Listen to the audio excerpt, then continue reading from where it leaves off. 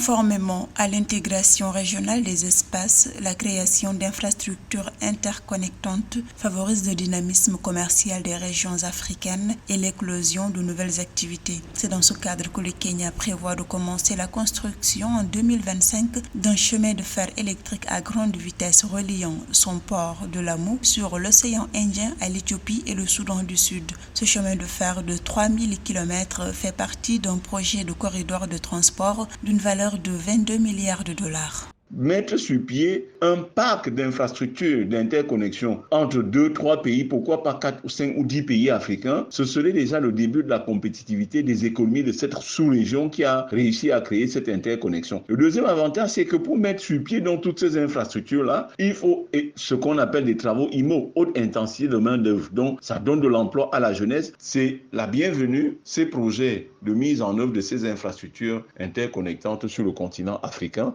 D'un coût de 13,8 milliards de dollars, ce projet d'infrastructure de grande envergure prévoit de relier les trois pays par voie ferrée, une autoroute, un hélioduc, un câble de fibre optique et une centrale électrique. Il contribuera à promouvoir le Kenya en tant que plaque tournante logistique dans la région d'Afrique de l'Est.